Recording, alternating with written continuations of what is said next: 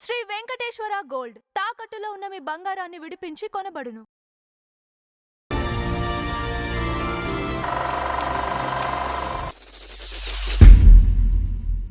నమస్కారం నందం హరిచంద్రరావు గారు. నమస్కారం అజ్జిబాబు గారు. సో ఈ రోజు ఎవరిని డిస్కస్ చేద్దామండి?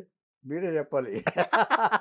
ఇట్స్ ఫ్లాష్ బ్యాక్ కాబట్టి ఆ, మీరు చెప్తే ఆ, దాన్ని బట్టి నేను కొంచెం ఫ్రేమ్ చేసుకుంటాను. ఓకే. అయితే ఉమ్, ఇప్పుడు మనకి ఈ రోజు కూడా క్యారెక్టర్ ఆర్టిస్ట్లోకి వెళ్దామండి. వెళ్దాం ఆ, వెళ్దాం. వాళ్ళలో ఫిమేల్లోకి వెళ్దాం. ఉమ్, మనకి సత్య హరిశ్చంద్ర, లవకుశ ఇట్లాంటి సినిమాలు ఉమ్, ఇంకా చాలా ఉన్నాయి. ఉమ్. ఆ, ఎస్ వరలక్ష్మి గారు. అబ్బో, ఆవిడ మంచి నటి, గాయనిమణి. ఆ, ఆ, భానుమతి గారి లాగా ఆ, ఆవిడ కూడా పాట పాట పాడతారు.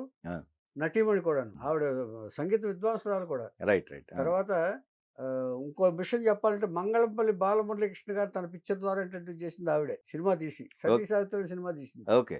ఈవిడ పుట్టడం మాత్రం తూర్పుగోదావరి జిల్లా జగ్గంపేటలో పుట్టిందండి. ఉమ్, జగ్గంపేట ఏదో అంతే, ఉమ్, తూర్పుగోదావరి జిల్లాలో. ఉమ్, 1927లో ఉమ్, 1927లో నీలాచలం దంపతులకు పుట్టింది. నీలాచలం అనే అతను, ఆ తండ్రి పేరు. ఉమ్, వాళ్ళ భార్య గారి పేరు మనకి రాలేదు. ఓకే. నీలాచలం దంపతులకు పుట్టింది. ఎలా పుట్టిందంటే ఈవిడికి ఈ నీలాచలం అనే ఆయన ఒక జమీందారు దగ్గర, ఆ ప్రాంతంలో ఉన్న జమీందారు దగ్గర ఆయన స్నేహితుడు కూడా ఈయనకి. ఉమ్, ఈ ఈ తండ్రి వరలక్ష్మి తండ్రికి ఆ జమీందారు స్నేహితుడు కూడా.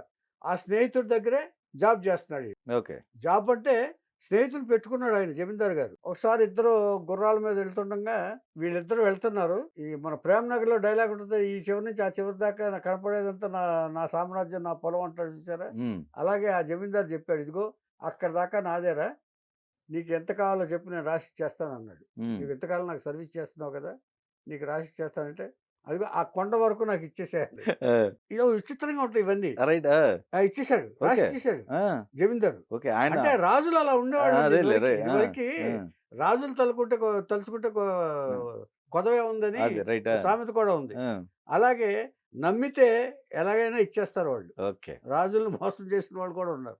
వీడికి ఈ ఈ నీలాచలం ఆయనకి వచ్చింది కదా, ఇమ్మీడియట్ గా అమ్మేయటం మొదలు పెట్టాడు. అణాకి కాణికి ఆయన కాడికి అమ్మేసి జల్సా చేయటం మొదలు పెట్టాడు. ఓకే. ఓకే. ఎంతమంది వీళ్ళ పిల్లలు?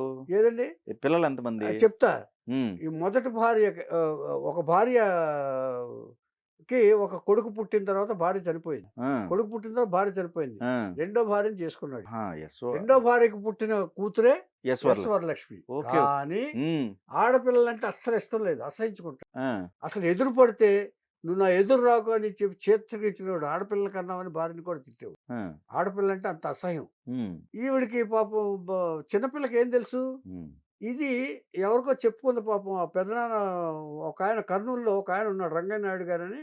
సంగీత పరికరాలు, సంగీతం కూడా తెలిసిన ఆయన ఒక ఆయన. వీళ్ళ అక్కగారు అనుకుంటా.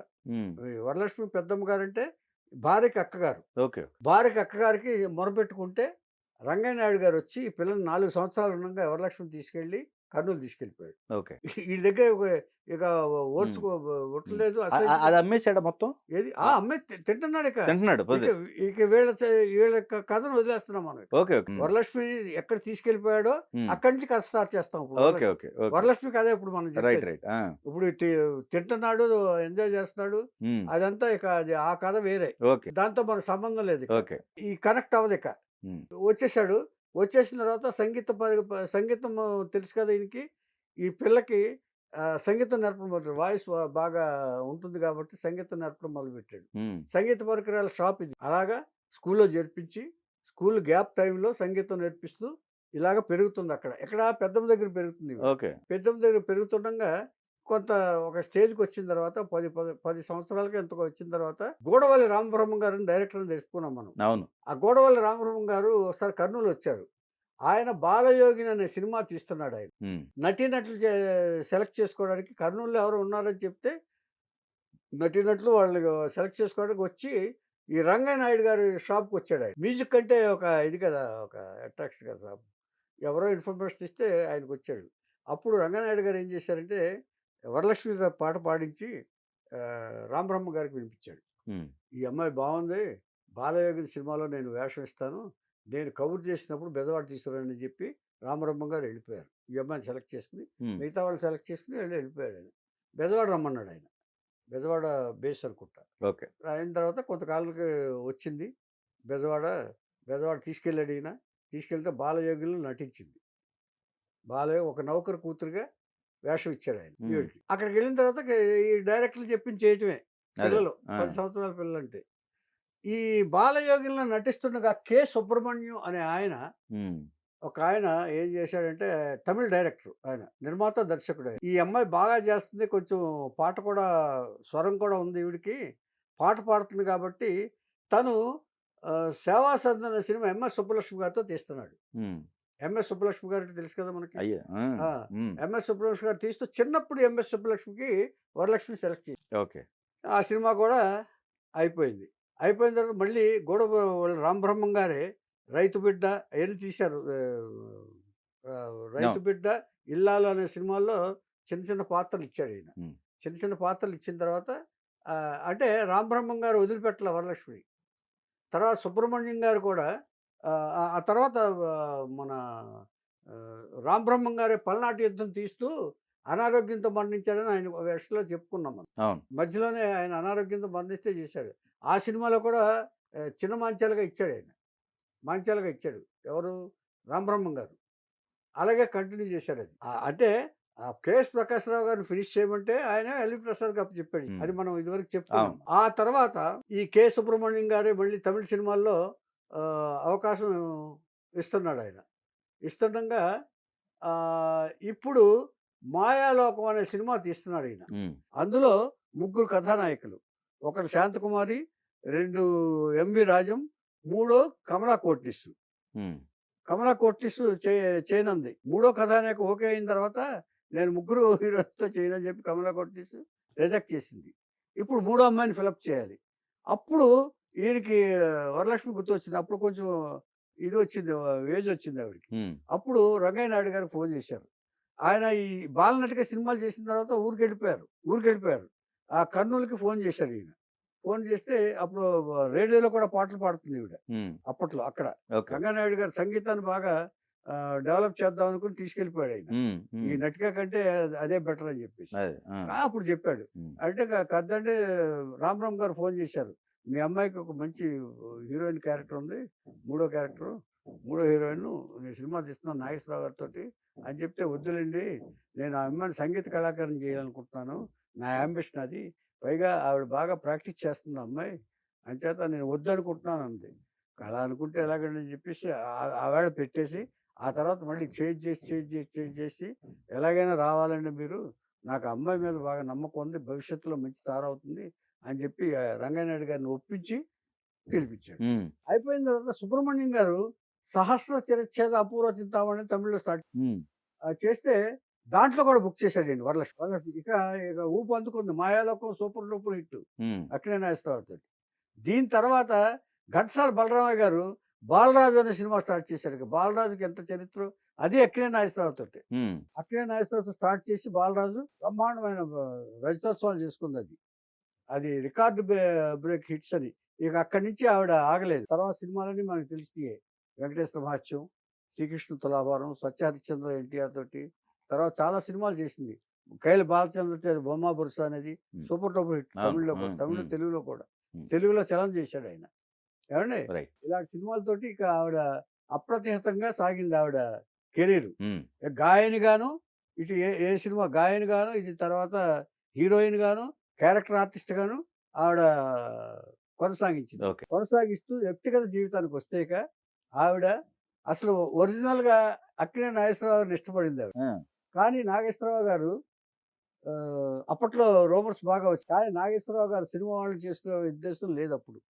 అప్పట్లో చాలా పైగా అన్నపూర్ణమ్మ గారు ఆవిడ బంధువులు ఇది వస్తే నాగేశ్వరరావు తప్ప నేను చేసుకోనని పట్టుబట్టి కూర్చుంది ఆవిడ అని అన్నారప్పుడు హ్మ్. అన్నపూర్ణమ్మ గారు. ఓకే. ఆవిడని 1944లో ఆవిడ పెళ్లి చేసుకున్నారు. దానికి వరలక్ష్మి గారు కచేరీ చేశారు. హుహు. మ్యూజిక్ కచేరీ, పాట కచేరీ చేశారావిడ. హ్మ్. ఇది అయిన తర్వాత మంగళంపల్లి ఈ ఈ జరుగుతుండగానే వాళ్ళ ఇంటి పక్కనే ఉన్న మంగళంపల్లి బాలమురళీకృష్ణ గారి దగ్గర ఈవిడ సంగీతం డెవలప్ చేసుకుంది. బాగా నేర్చుకుంది. నేర్చుకున్న తర్వాత ఈవిడ ఈ బాగా బిజీ హీరోయిన్ తర్వాత 'సతీ సావిత్రి' అనే సినిమా ఏ 'సతీ సావిత్రి' అనే సినిమా తీసింది. సతీ సావిత్రి అనే సినిమా తీసి ఇంకొక సినిమా ఏదో తీసింది. 2 సినిమాలు తీస్తే 2 ఫ్లాప్. ఉమ్, ఆర్థికంగా ఇది చేసింది. దాంట్లో మంగళంపల్లి బాలమురళికృష్ణ గారిని ఇంట్రడ్యూస్ చేసింది ఈవిడ. తన గురువుగారు. ఓకే. తర్వాత ఏఎల్ శ్రీనివాస్ అని నిర్మాత, దర్శకుడు. పెద్ద నిర్మాత, దర్శకుడు.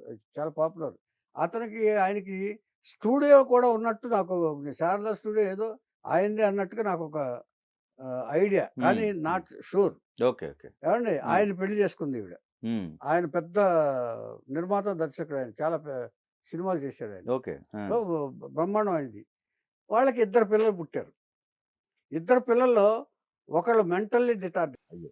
ఆ, మానసిక వికలాంగుడు. అరే. ఒక అమ్మాయి నళిని. ఉమ్, వీళ్ళ ఇంటి పక్కనే ఉంటే ఈ సజ్జ గారు ఉంటే జయలలిత వచ్చి వీళ్ళ ఇంట్లో నళినితో ఆడుకునేది. 6 ఏళ్ల పిల్లప్పుడు జయలలిత. మన chief minister. Okay. Okay. Jail. Chief minister Jayalalithaa. Okay. Okay. ఈ వరలక్ష్మి గారు అమ్మాయి వీళ్ళు కొంచెం పెరిగిన తర్వాత ఆ, ఆ, నళిని అనే అమ్మాయి పేరు. ఉమ్, జయలలిత వచ్చి వీళ్ళ ఇంట్లో నళినితో ఆడుకునే ఫ్రెండ్స్ వాళ్ళిద్దరు. ఓకే. అలా ఉండేది. అలా అయిన తర్వాత ఇక ఈ మానసిక వికలాంగుడితో చాలా ఇబ్బందులు పడ్డారు ఆవిడ. చాలా ఆయన్ని అతను పోషించడానికి వదులుకోలేరు, ఇది చేయలేరు. ఆయన పెంచడం అనేది ఒక పెద్ద టాస్క్ అయిపోయింది ఆవిడ. ఉమ్, కొన్ని ఆ తర్వాత సినిమాలు తగ్గటం, క్యారెక్టర్ ఆర్టిస్ట్గా వేయటం అన్ని వేసి ఇంటి దగ్గర ఈ బాధలు ఉండగానే ఆవిడ ఆ ప్రెషర్ చాలా తట్టుకోలేకపోయింది. ఉమ్, అదో 1977లోనో ఎప్పుడో ఆయన పోయాడు భర్త. ఓకే. భర్త చనిపోయిన తర్వాత ఈ పరిస్థితి మరీ నరకం అయిపోయింది. ఆ భర్త ఇంటి వాళ్ళు కానీ ఎవరు కానీ ఈవిని అసలు గౌరవించడం మానేసి చిత్రహింసలు పెట్టడం మొదలుపెట్టారు. ఇది ఒక దరిద్రులాగా మా మా అబ్బాయి తెలుగావిడ కదా ఈవిడ. ఉమ్, ఆయన తమిళ, ఏడు శ్రీనివాస్ అంటే తమిళ ఆయన. ఆ, మొత్తం చిత్రహింసలు మొదలు పెట్టడం బయటకు రానివ్వట్లేదు ఆవిడ. కొంతకాలం తర్వాత ఆ పిల్లాడితోటి అలాగే చూసుకుంటూ ఆవిడ పంచుకుంటూ చేస్తుంది. ఉమ్, ఇదంతా చూసిన తర్వాత ఇక ఆవిడ చాలా నానా ఇబ్బందులు పాలు చేస్తున్నారని అర్థమైంది. ఓకే. అయిన తర్వాత ఒకసారి గీతాంజలికి ఫోన్ చేసి ఈవిడ ఏమైనా కొంచెం డబ్బులు సాయం చేయగలవా? ఉమ్, గీతాంజలి ఏం చేసి జమున గారికి చెప్పి, జమున గారు ఏంటంటే అప్పుడు ఈ కళాకారులకి సహాయం చేయటంలో ఆ పోస్ట్ తీసుకుంది ఆవిడ. ఓకే. ఇదివరకు ఆవిడ ఇది ఉంది. ఉమ్, వృద్ధ కళాకారులకి ఆవిడ సహాయం చేయటంలో గవర్నమెంట్ తరపు నుంచి ఆర్థిక సహాయం అందించే సెక్షన్ చూసింది ఆవిడ. ఓకే. ఆవిడ అందరికి ఉపకారం చేసింది ఆవిడ. ఉమ్, జమున గారు ఏది వచ్చినా ఇటు సావిత్రి గారికి కూడా చేసిందని మనం చెప్పుకున్నాం ఇదివరకు. రైట్. ఏమండి వీళ్ళిద్దరు కలిసి ఇంటికి వెళ్ళారు. ఇంటికి వెళ్తే ఆవిడ కంగారు పడిపోతుందంట. ఇంటూ వెళ్ళిపోండి వాళ్ళు వచ్చేస్తారు అంటే వాళ్ళ ఇంట్లో వాళ్ళు ఎవరో ఈవిడ్ని చాలా చిత్రహింసలు పెడుతున్నారు అనమాట అని అర్థమైంది వీళ్ళకి. ఇప్పుడు కొంచెం డబ్బులు ఇచ్చి ఓదార్చి వెళ్ళిపోండి వాళ్ళు వచ్చేస్తారని భయపడుతుందంట. ఒక దెయ్యం వస్తే భయపడి చూసారా అంత కంగారు. అంటే మెంటల్ గా ఈవిడ కూడా డిస్టర్బెన్స్ లో వెళ్ళిపోయింది. ఇలాగ ఉంటూ తలుపులు వేసేసుకుని పంపించేసి తలుపులు వేసేసింది. ఆ తర్వాత వీళ్ళిద్దరు వెళ్ళి గురువు గారిని, దాసర్ గారిని కలిసి ఏమంటే మనం వీడికి ఏమైనా చేయాలని చెప్పేస్తే అప్పుడు జయలలిత గారి దగ్గరికి వెళ్ళి ఈవిడ గురించి చెప్పారు. ఉమ్, యశ్వరలక్ష్మి గారి పొజిషన్ ఇలా ఉంది, అంచేత ఆవిడకి ఏదైనా సాయం చేయాలంటే ఆవిడ చిన్నప్పుడు అక్కడ వెళ్ళింది కదా యశ్వరలక్ష్మి గారికి, ఉమ్, ఉమ్, ఆ ఇంట్లోనే ఆడుకుంది కదా, ఆ, అంచేత అది గుర్తుపెట్టుకుని ఈవిడ పేరున యశ్వరలక్ష్మి గారిని ఆవిడకే చెందేటట్టు ఉమ్, ఎఫ్టీ వేసి ఆవిడ తప్పితే ఎవరో ఇది లేకుండా చేసి వార్నింగ్ ఇచ్చి ఏర్పాటు చేసింది. ఉమ్, అలా చనిపోయేంత వరకు ఏడ్చేస్తే ఈవిడ ఈ మెంటల్ టెన్షన్ తోటి కొడుకు ఒక ఇదితోటి 2009లో ఆవిడ మరణించింది. ఓకే. అంటే ఈవిడ కూడా చాలా అంటే మన వాళ్ళని పెళ్లి చేసుకున్నారనే దుగ్ధం ఏమిటో మరి యశ్వరలక్ష్మి గారిని చాలా ఇబ్బందులు పెట్టారట. మరి పిల్లల పొజిషన్. పిల్లల పోషణ నల్లి పెళ్లి చేసి వెళ్ళిపోయింది. ఈ అబ్బాయి గురించి అయితే తెలియదు. ఓకే. ఓకే. అంటే అతని వల్ల డిస్టర్బెన్స్ ఇప్పుడు ఆయన చూడలేక ఉమ్, ఉమ్, పోషించలేక వాళ్ళు ఓకే. ఓకే. ఓకే. అంటే పిచ్చి పిచ్చిగా బిహేవ్ చేస్తుంటే వాళ్ళు భరించలేకపోయారు. తల్లి తప్పదు కదా. అవును. అతని దిగులతోనే కొంత ఈవిడ నలిగిపోయింది బాగా. అంటే వాళ్ళ అత్తగారికి అదే ఇప్పుడు మెట్టినిల్లు గనక కరెక్ట్ గా ఉన్నట్టయితే కరెక్ట్ గా ఉన్నట్టయితే ఏమో ఈ డబ్బులు కూడా పరిస్థితి అంటే ఈ వచ్చిండు. సినిమాలు తీసి పోగొట్టుకుందండి మొత్తం డబ్బులు. ఉమ్, ఉమ్, ఈ ఉమ్. ఫైనాన్షియల్ డిఫికల్టీ ఎప్పుడు వస్తుందో తెలుసండి. 2-3 సినిమాలు తీసి పోగొట్టుకుంది ఈవిడ. ఓకే. అదొకటి ఉందా? ఓకే. ఆహాహా. సతీ సావిత్రి, ఆ, ఇంకో సినిమా ఏదో ఉందండి పేరు. ఆ, 2 సినిమాలు తీసింది. అక్కినే నాగేశ్వరరావు ఓకే. తీసి పోగొట్టుకుంది ఆవిడ సినిమా. ఈ డబ్బులన్నీ అలా పోయినాయి. అరే ఇప్పుడు వీళ్ళు ఇప్పుడు కాదు అప్పటికి హస్బెండ్ ఉన్నారా? అప్పుడు హస్బెండ్ ఉన్నారు. ఓకే. ఆ, ఓకే. ఆ ఓకే. తర్వాత జరిగింది. ఆ హస్బెండ్ పోవడంతో ఈవిడ హ్యాండిక్యాప్డ్ అయిపోయింది. రైట్. అది ఈవిడ చూసేవాళ్ళు లేకుండా పోయారు. ఇచ్చేదంటే ఈవిడ వాళ్ళకి ఇష్టమైన పెళ్లిగా జరిగింది. ఇప్పుడు సినిమా పెళ్లిది. అవునవును. ఒక డైరెక్టర్ కి ఒక ఆర్టిస్ట్ కి జరిగిన పెళ్లిది. అంచేత వాళ్ళు యాక్సెప్ట్ చేయలే ఫ్యామిలీ మెంబర్స్. ఓకే. సంప్రదాయబద్ధ ట్రెడిషనల్. పైగా తమిళనాడు ట్రెడిషన్ అంటే వాళ్ళు చాలా పర్ఫెక్ట్‌గా పర్ఫెక్ట్. చూసుకుంటారు వాళ్ళు. చూడండి ఇక్కడ కూడా ఆ! అసలు వీళ్ళు ఈ సినిమాలు తీయకపోతే ఉండే కాదు. అలాగే సావిత్రి గారు తమిళియన్ చేసుకోవడం అనేది వాళ్ళకి ఇది. అదే రైట్. ఆ! అంచేత అలా చేసుకోకుండా ఉండుంటే సావిత్రి జీవితం అలా కూడా ఉండేది కాదు. అదేలేండి. 15 సంవత్సరాలు పెద్ద జెమినీ గణేష్‌ని ప్రేమించి పెళ్లి చేసుకోవడం అనేది ఆ. సావిత్రి గారు చేసిన తప్పు కాదు. అదే రైట్ ఒక విధంగా చెప్పండి మహాతల్లి. నిజంగా ఆవిడ జీవితం అలా అవ్వాల్సింది కాదు. ఆ. అంత మంచి బుద్ధి ఉన్న సావిత్రి గారు దాన ధర్మాల్లో నంబర్ 1. ఎవరిని చూసినా చలించే హృదయం ఉన్న మహానటిమణి. ఆవిడ అలా పరిస్థితిలో వెళ్ళిందంటే పిట్టలాగా అయిపోయిందంటే ఆవిడ చూసి ఎవరిని భరించగలరు అసలు. అంచేత ఈ నటీమణులందరూ వీళ్ళు ఏంటంటేనండి అదే ఓన్ ప్రొడక్షన్ ఈ వీళ్ళని దెబ్బతీయడానికి కారణం అవే. ఓన్ ప్రొడక్షనే. అదే ఇటు సావిత్రి గారు ఇట్టే దెబ్బతిన్నారు, ఇటు ఈశ్వరలక్ష్మి గారు కూడా ఇదే దెబ్బతిన్నారు. రైట్ అదే. ఏం చేతంటే సొంత డబ్బులు మొత్తం పెడతారు. వీళ్ళు ఫైనాన్స్ దగ్గరికి వెళ్ళరండి అప్పుడు. వీళ్ళకి తెలియదు కదా, అదే ఫైనాన్స్ దగ్గరికి వెళ్ళరు. రైట్. సొంత డబ్బులు ఉన్న డబ్బులు మొత్తం తీసుకొచ్చి పెట్టేస్తారు, నగలతో సహా తాకట్టు పెట్టి సినిమాలు తెస్తారు. రైట్. ఏదో అయిపోతున్నారు. ఎంచేతంటే అంటే దానికి ఒక కారణం ఉందండి. మాయాలోకం అనే నాగేశ్వరరావుతో సినిమా hit, super hit. Balaraju super duper hit. అంచేత ఈవిడ ఆ ఉద్దేశంతో సతీ సావిత్రి తీసింది. ఓకే. అంచేత ఇలాగా ఈ వీళ్ళ జీవితాలు ఎలా అవుతాయి అంటే ఒకటండి, వీళ్ళు ఎక్కడ దెబ్బతింటున్నారంటే సెలబ్రిటీస్ అందరూ పెళ్ళిళ్ళలోనే దెబ్బతింటున్నారు. ఇప్పుడు కూడా మన చెప్తాను చూసారంటే, ఆడపిల్లనేమో ఉన్న వాళ్ళ ఇంట్లో ఇవ్వాలి, మగపిల్ల తెచ్చుకునేటప్పుడేమో లేని పిల్లల్ని తెచ్చుకోవాలంటారు చూసారా. సమానమైన హోదాలో ఉన్న వాళ్ళు పెళ్లి చేసుకుంటే ఈగో ప్రాబ్లమ్స్ ఒకటి వస్తాయి. తర్వాత వాళ్ళ ఫ్యామిలీస్లో కూడా ఒకవేళ వీళ్ళు మంచి వాళ్ళు అయితే వాళ్ళ ఫ్యామిలీస్కి నచ్చరు వీళ్ళు. అదే అలాగే దెబ్బతిన్న వాళ్ళే హీరోయిన్స్ అందరూ అండి. దాదాపుగా దెబ్బతిన్న వాళ్ళు కరెక్ట్. ఒక రాశిలోచన కానివ్వండి, ఒక ఇది కానివ్వండి, రాంగ్ డెసిషన్స్ వల్ల. అంచేతంటే అప్పుడు తెలియదండి అది. ఇక్కడ వరలక్ష్మి గారికి అదేం లేదు, ప్రాబ్లం ఏం లేదు. కానీ బట్ ఏంటంటే మరి ఆ హ్యాండిక్యాప్డ్ చైల్డ్ని పెంచడం అనేది పెద్ద టాస్క్ కదండి. ఒక్కన ఆదాయం లేదు, ఒక్కొక్కరు భర్త చనిపోయాడు. చనిపోయిన తర్వాత చాలా ఇది కదండి అది. అంచేత అది తర్వాత వాళ్ళకి నచ్చని ఇది అనుకుంటా. వీళ్ళు తరివేసిందంట వీళ్ళని, జమునను గీతాంజలి. వెళ్ళిపోండి, వాళ్ళు వచ్చేస్తున్నారు. అంటే ఎంత భయంకరంగా ఉందో ఊహించుకోవచ్చు. వీళ్ళు చాలా బాధపడి అప్పుడు వెంటనే వెళ్ళి గురువుగారి దగ్గర తీసుకుని జయలలిత దగ్గరికి హెల్ప్ చేశారు. సరే, అంతకంటే దారుణం. అమ్మ గీతాంజలి కొంచెం డబ్బులు ఏమైనా ఇస్తావా అని అడిగిందంటే అవును, అంత ధైర్యమైన స్థితిలో ఉందంటే అవునవును.